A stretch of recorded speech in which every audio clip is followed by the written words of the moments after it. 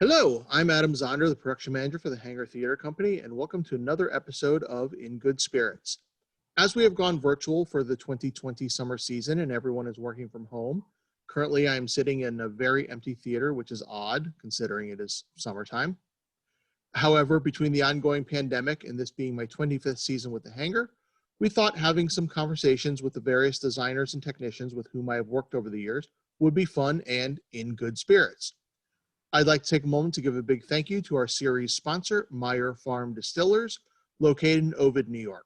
Joe and his team produce various award-winning vodkas, gins, and my personal favorite, bourbons. Please check them out at meyerfarmdistillers.com.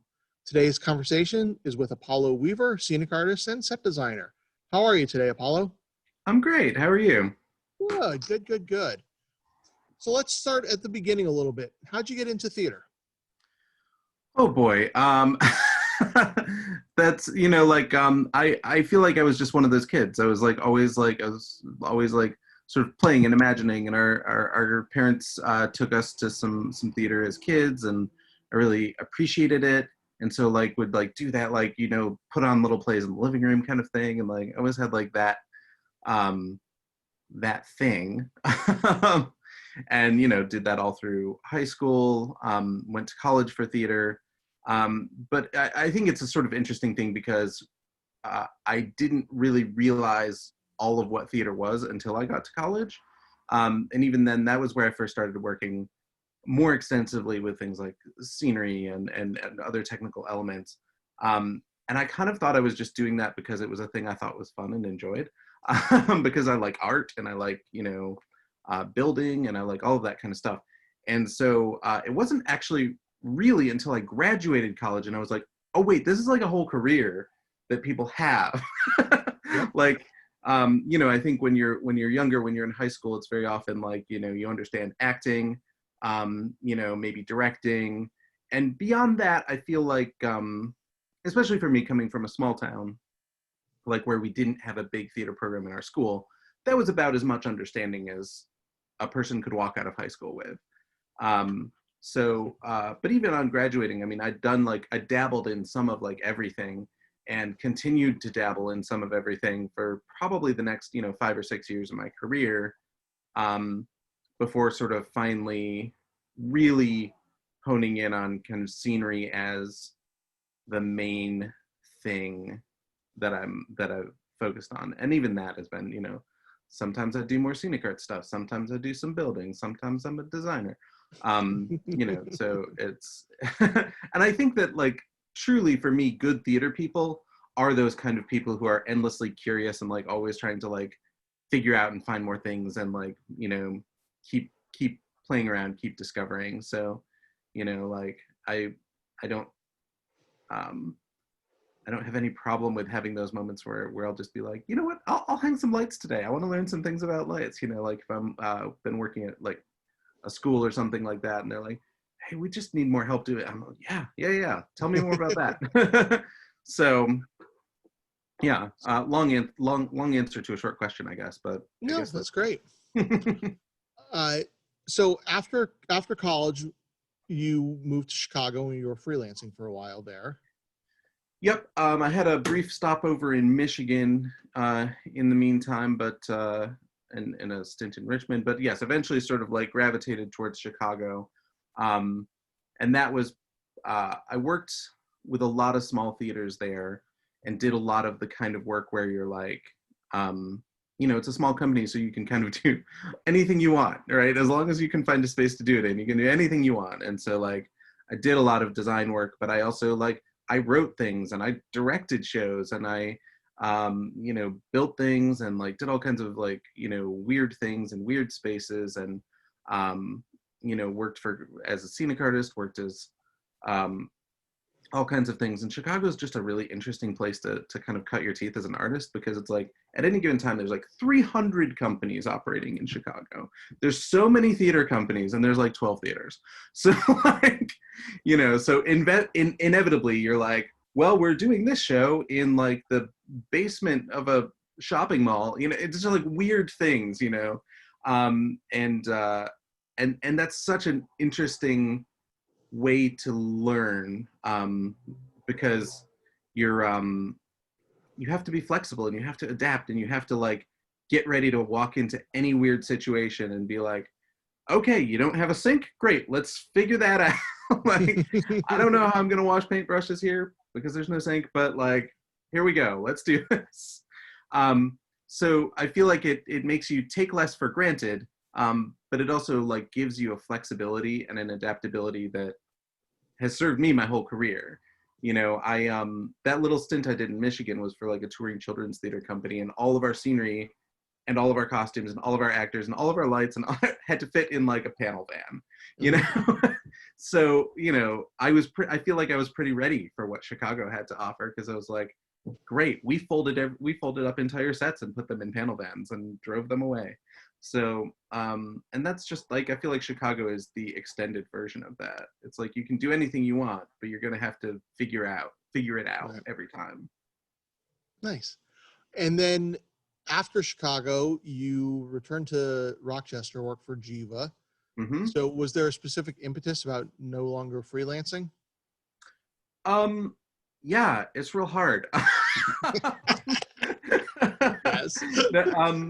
You know, it's there's a thing about freelancing, and I think especially like freelancing when you're kind of young and still trying to figure everything out too, um, where you know you're always looking for work, and you're always like desperately looking for work. And in Chicago, it's like there are 300 companies, but all of them have like $4 to their name, you know. And so like if you're lucky, you get like one of those dollars to like, you know. So anyway, it's you know, it was a very hard way to make a living. I learned so much. I became um really confident in my skill sets, um, but it was a very hard way to make a living. And I didn't actually leave Chicago with a goal in mind. I was just like, I need to like step away and clear my head for a minute, because like this isn't working.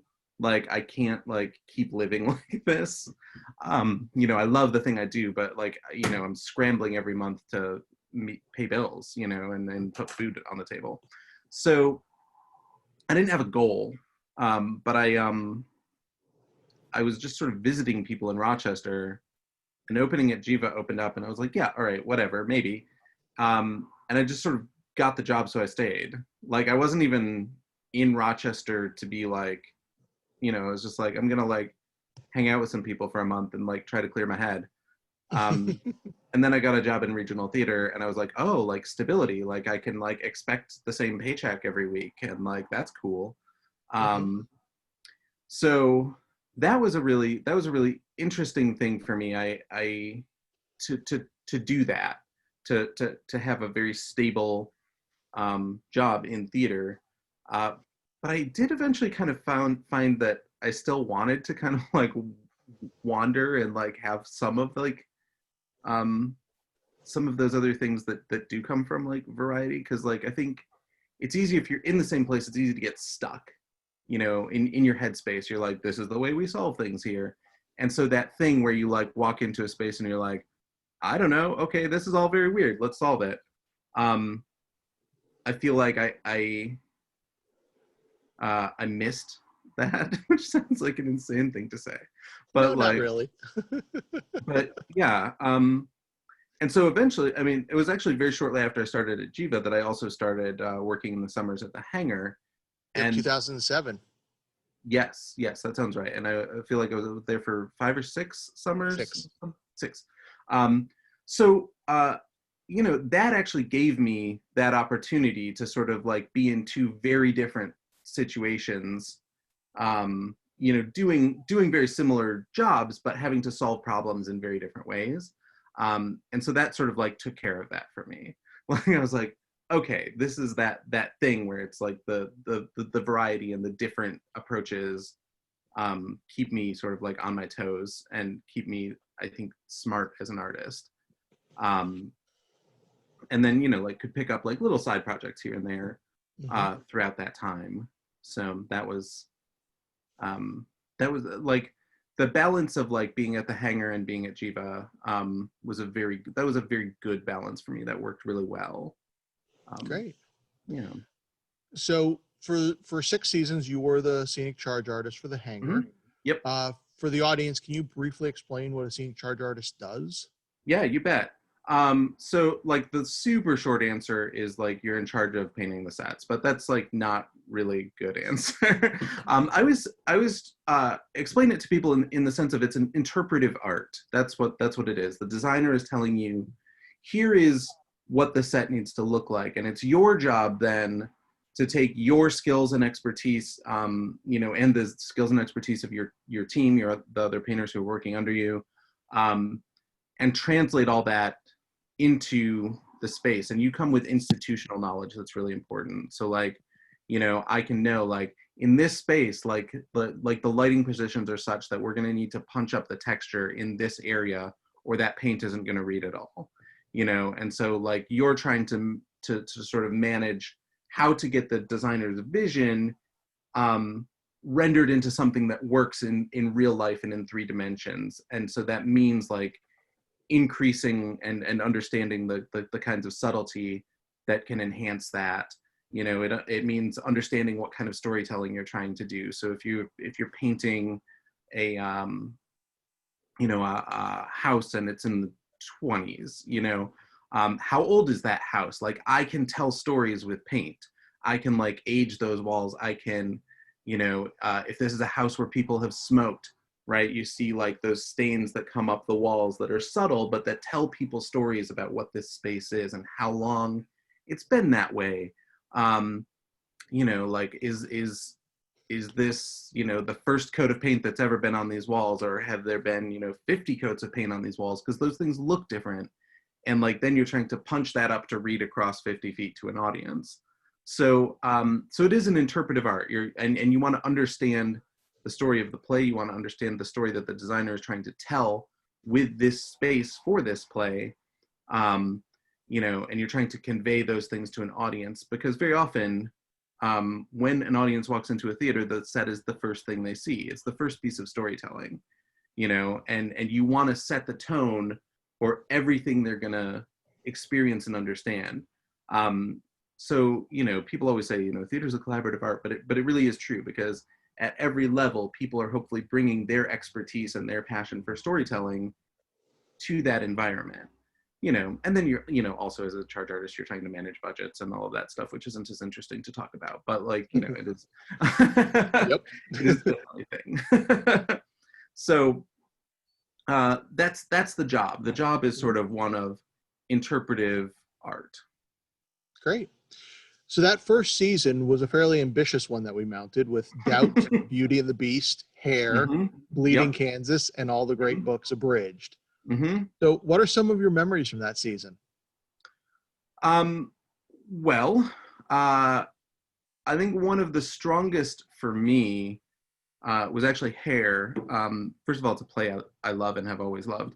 But that was also the first show I worked with Joe Winarski on, who is now one of my like favorite people and frequent colleagues. She was the set designer. She was the set designer for the show, and her take on it was very collaborative, and I didn't have an idea that a scenic process could be so collaborative. Like we would have discussions and she would provide some like information and then be like, go run with that. Because the idea of, what was happening in this sort of like time and in this movement was, this idea of like just everybody like putting their art out there. And so it had to sort of be collaboratively created to feel authentic. And so it was like all the theater was all like lined with paper, and we painted stuff all over everything. The floors, the whole thing. And it was all these like sort of like littler art pieces that bled into each other, and that created this whole giant psychedelic thing. And the other thing that was really interesting about that is we sort of got into it, and she was like, gosh, what is it that is not like quite clicking here? Like all of this art is beautiful and feels right and feels of the period. She was like, you know what it is? It's like you would like paint your van, and you would like take it to Woodstock, and like 4 dirty hippies would be like bathing in the mud and like having sex on your van, and somebody else would be pissing on this part of, and she's like, that's what we need. I was like, okay, all right. So, we would paint overnight because that's one of the things about, I think people maybe don't know about scene painting is that a lot of the time your work means nobody else can be on stage because you're making it unwalkable. And so like on these overnight paint calls, like every, at the end of every hour, we would just bring out like a bucket of like essentially like dirty paint water and just dip like take our like shoes off and like dip our arms and our feet in it and just run and like smear like dirt all over everything. And we would do that like, 6 times a night. We'd just be like, okay, dirt break. Just like smear like dirt all over everything. It was just a fascinating, fun time. And I think that set was stunning and the whole production was stunning. But it taught me a lot about, you can like the collaboration happens all the way through the process. And if you like open yourself to collaborating with people that you can get even more, and I just didn't have I had a very like a conception of like the designer gives you this and then you paint that, this idea of being able to be like, here's what we're going for and I need you to help make that happen was so interestingly liberating, and I think has informed a lot of how I work as a designer, because I feel like putting trust in people always pays off. Well, 90% of the time, putting trust in people pays off, and the other 10% of the time I'll take. Yep. And then a couple years later was 2009, and Joe returned to design Rent, which was the last production that we did before we renovated the building. Yep.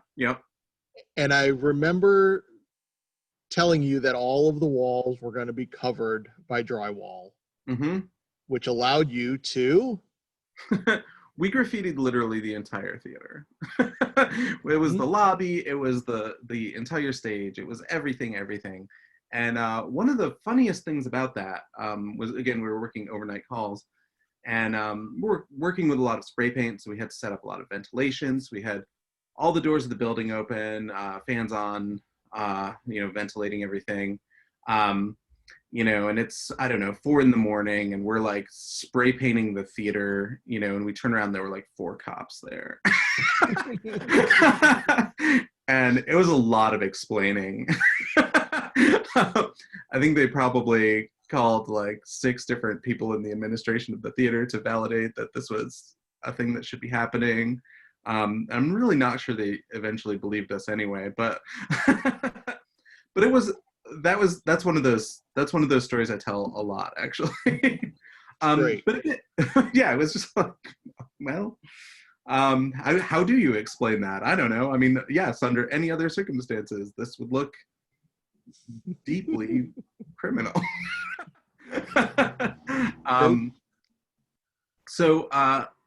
It was, but again, that show was very much in a similar vibe of like we had a clear idea of like where we were trying to go and what we were trying to achieve, but a lot of that had to kind of like be up to Freedom, because it's, you get a palette of like, here's the kind of graffiti that we're trying to emulate, but then you have to like leave it up to individual people to create it, or it's all going to look the same. It's going to look manufactured.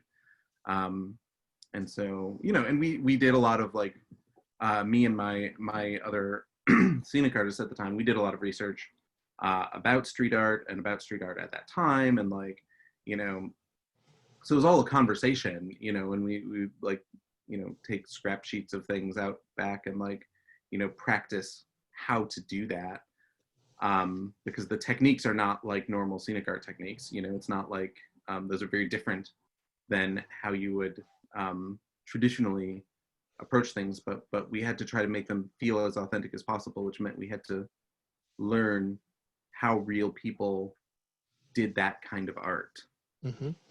So it was fun. It was a really fun experience. It's except forever for memorialized under all of the drywall. someday they're going to take the drywall off of that wall and they're going to be like, what happened here? Mhm. Yep, it'll be great. Someday somebody's going to be like, this is the, like those things where you're like digging up a car park and you find Richard III, letting it's gonna be like that. They'll be like, what? Um, are there any other shows that stick out to you from your time at the hangar? Oh, there's so many really interesting ones. Let's see, what would I call it to? Um,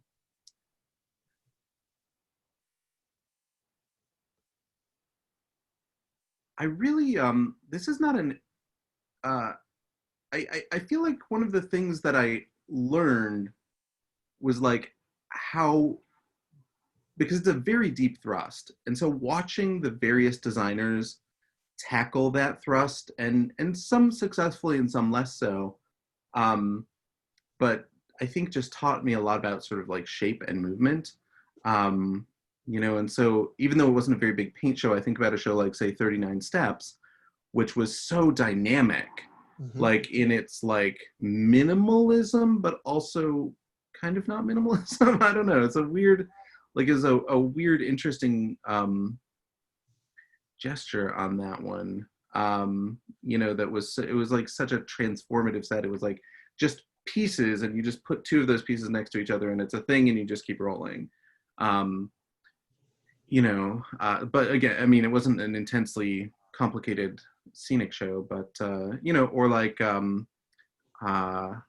November, when we did November, and we had to. That was the only time I can remember having to paint a carpet Mhm. for a show, An because we oval had, carpet. right, we had the, like, essentially what was more or less the full stage Oval Office carpet, but with a turkey instead of the eagle, um, and that was really interesting because we had to sort of like, it's again a figuring out process. It's like, well, what's gonna stick to carpet, hold up to foot traffic, like how are we gonna like make the images clear across the sort of nap of the carpet, and it's like those things that are like the challenge projects are always the ones that I excited about and that I really enjoy. Um, because like I can paint like wood grain in my sleep. I don't like, I mean, I have no problem with painting a wood grain floor. It works for a lot of different shows. But like truly probably 40% of scene painting is wood grain. And like, so I'm never gonna be like, oh sweet wood grain. Because I know how to do it. I know 10 ways to do it, and I can adapt them to whatever the circumstances are. But like those weird projects are always the ones that sort of grab me. Um, yeah, I'm sure there are a ton more that I'm not thinking of, No, but it's great. um, but yeah, it's the things that are strange that pose a challenge, that I've never encountered before, that I really have to rethink how I would approach it. Those are those are the shows that excite me. So along those lines of challenges, so in Mhm. 2013, you started going to Utah Shakespeare Festival and having to deal with outdoor theater. Yep. That's a whole nother animal. And to be fair, actually, my first year there was not.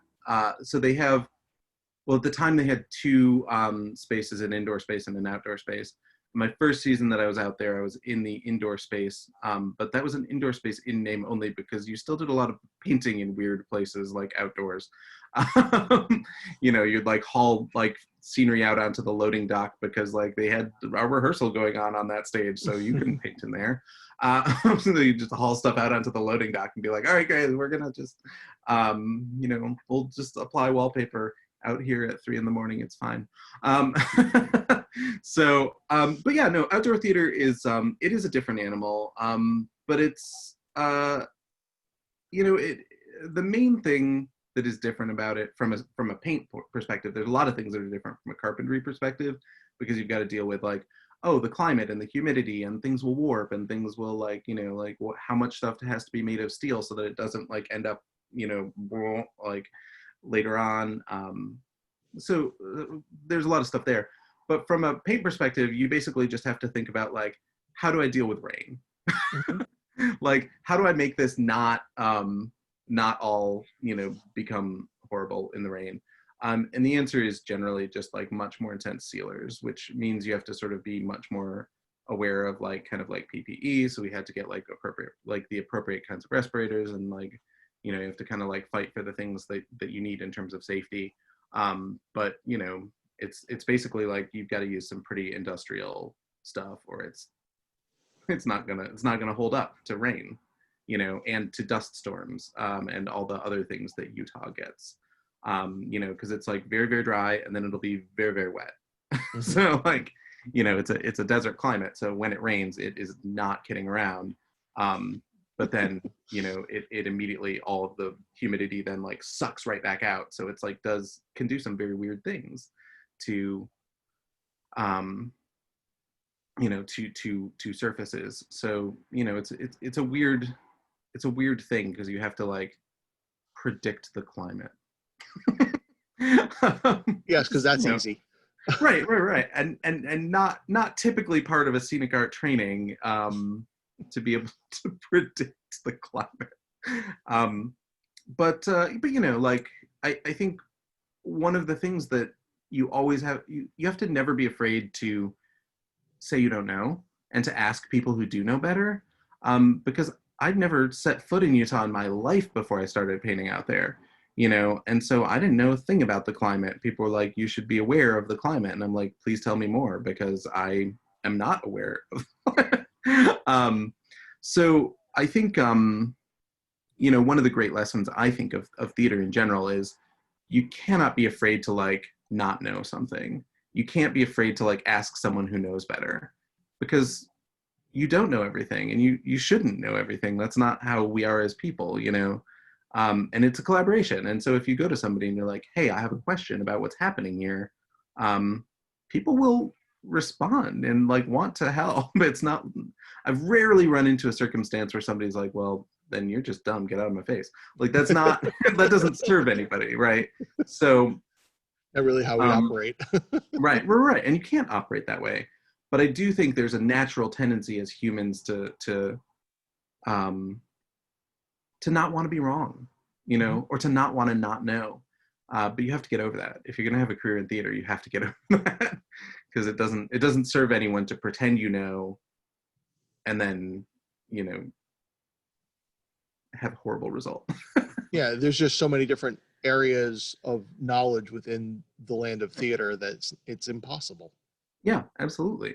I mean, I've walked into many a costume shop in my life and been like, hey, I have a fabric problem. Can you give me some thoughts?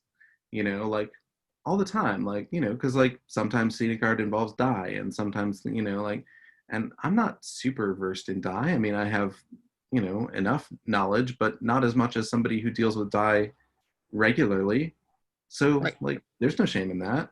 Um, yeah, I think that's really critical. I think like being able to sort of put yourself aside for the kind of greater good of the thing. That to me is kind of the heart and soul of theater. Like we're all trying to get to the same place, and like what's best for you may not be the thing that's best for the whole process, and you just need to sort of manage that. You know, and you know, sometimes that goes both ways. I mean, like sometimes you have to fight for the thing that you really, really do need, or the, you know, for the greater good of the show. Mhm. You know. Absolutely. Uh, so soon after that, you then went back to school for grad school I to get your did. MFA so that you could Hmm. become a professor at a university. Yeah. What was the allure to teaching? Well, it's a bit of a, so here's the full thing. Is that I was kind of becoming aware that I didn't want to be um like a scenic artist for the whole rest of my life. It's a physically demanding job, and I could sort of feel that my body was not going to keep being up for that 10 years from then, you know. And so it was like, okay, well, like take stock, be aware. And then also I just felt like I was not being challenged by it in the same way that um that had drawn me to it. Like I'd been doing it long enough that I kind of had back pocket answers for everything. Like the figuring out part was Mhm. less, and the figuring out part is the part I like. I mean, I like all the parts, but like that part like really anchored me. And so I was like, well, I don't know what my next step is, but I know that I'm going to need more training to take any of the possible next steps. So whether that's like refocusing again on the sort of the design aspect of my career, or whether that's teaching or whatever, like I needed more training because I didn't have, with what I had, I didn't have the next piece, if that makes sense. Mhm. So I went to school for design knowing that that would open possibilities for me, that would, um, any of the possible next steps that I was interested in taking involved that being a step. Um, so I went to grad school. And I think it was 14 years, I think, between undergrad and grad school for me, which is a long time. Um, but but I think it really served me because I knew exactly what I wanted out of grad school. I didn't know what I wanted to do specifically, definitely afterwards, but I knew what I wanted out of the experience. And so that's a piece of advice I've given to students a lot, is the idea of, they're like, well, should I go to grad school right away? Should I wait? And I'm like, you should go to grad school when you know what you want from grad school. Because otherwise it's not going to serve you, like, and you're not going to pick the right place. It's just going to be sort of like a checkbox. And I think, there's a better version of that experience that comes from knowing what you want. I'm not saying wait 14 years. That's maybe too long, but like, but, so I went and I did that. And while I was there, I started teaching also. And then it also, sort of my design career also took off while I was in grad school, and I started working around at a lot of places, both in Philly and nationally. Um, and so I was kind of left with this thing of like, I don't know which of these things I want to do. So I did both. Mhm. um, I went and taught at a small school in Pennsylvania for a couple of years. But I did sort of find that eventually it was hard to both maintain a national like design career and also teach at the same time. I love teaching, but it is a difficult balance. And my design career was sort of doing well enough that I was like, well, I'm going to focus on this for a little while, and that means I can like live in the same like city as my partner for a while, which is a great thing. um, Always a you good know, thing. right? We'd spent 5 years living apart, and that wasn't awesome. I mean, we we made it work, but it wasn't the best. Um, and so it allowed me that opportunity. I mean, of course, the thing about teaching is you have to be wherever the school is, Yep. and there's only so many opportunities, and so you may need to go anywhere. So for that reason, like, given the choice between the two, it made a lot of sense to sort of like focus for the moment on like my design career and on my relationship. And then a pandemic struck, so there we Yes, are. yes. That brings us to So that. right.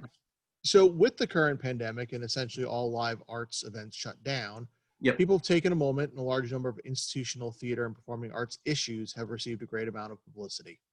Hmm. As a theater person who's worked around the country, how do you think the art should change to be more accommodating and welcoming? I think this is the best question that we're having right now. Like, I think that let me start by saying I think that one of the things that I love about theater is I think there's absolutely no greater tool for developing empathy than like sitting in a room, feeling things with a room full of other people and listening, just listening and not commenting on like somebody else's story. I feel like that is such a wonderful way to like learn empathy. And I think that is what is amazing about theater. And I think it is what is sorely needed um, at large in society in this moment. I feel like um, it's so.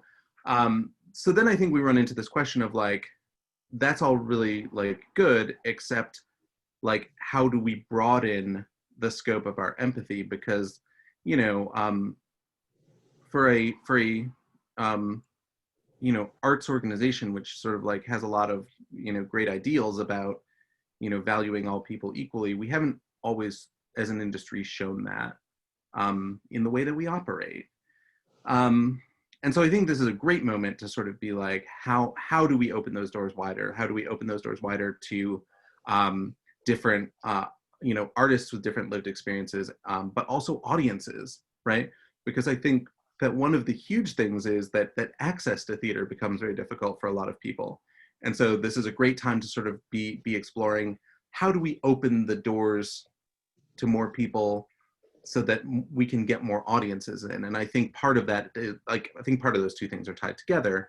It's like, if you tell more kinds of stories, you will appeal to more kinds of people.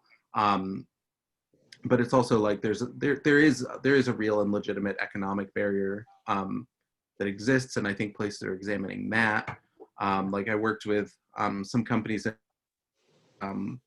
that were actually that took on this model of, come see the show, you can see the show for free, and then on the way out you pay what you think it was worth, which is a really interesting model. And I think the thing that was very surprising, and these are small companies, this wouldn't necessarily work for every company, of course, but the thing that those companies discovered is that they actually made they got a higher average ticket price from asking people what they thought it was worth. That's amazing. But it was also like, there's no barrier to entrance. You can literally come see this show for free, and we're fine with that. Mm-hmm. So, I think there's all different kinds of models of what does it mean to open the doors wider and to like put the arts in front of more people. But I think it's the question we have to answer, especially in this moment when we are so starved for community and for empathy and for togetherness. And I think that theater is a great tool to make those things happen. But now we need to like take a hard look at ourselves and say, how do we do better also? I think like I always think like you're never like at a place where you're like, we are good. We should always be in a place where we are striving to be better. Like, because if you believe that good is a static state and that you just achieve it and then you never have to think about it again, then I think then I don't know, that doesn't seem productive to me. I think good is always a state of achieving, like of striving, of trying to get better, so when you achieve certain goals of like, how do we get better, then you have to just keep setting more goals, because like we can always be better. There's nothing in the world that couldn't be 10% better than it is. Absolutely. Like, it's the theater idea that no show is perfect. You can always do something slightly better and slightly different. Yeah. Well, and that's the thing I always like would say to students, is like, if I could give one piece of advice, this is it. It's like, every project you work on, like, identify what worked and what you would do differently. Because I don't care how well it went, there's something that you would do differently. Because if it was perfect, then you're just not evaluating critically. Like, it wasn't perfect. Like, I promise you it wasn't. But it's also important to remember that no matter how bad a project was, there's still something you can take away. There's still some place you succeeded, because it's easy to like beat yourself garbage. Why did I do that? It's like, but something wasn't garbage. Something inside of that wasn't. And so to like be able to focus on those two things and really ask those questions of everything you ever work on, like that, to me, that's how I make sure that I'm taking something away from every process, and that I have like growth potential from everything I do. Great. Well, thank you very much, Apollo. I'd like to once again thank our sponsor, Meyer Farm Distillers, and it's been a pleasure. Yes, indeed. Good to see you. You too.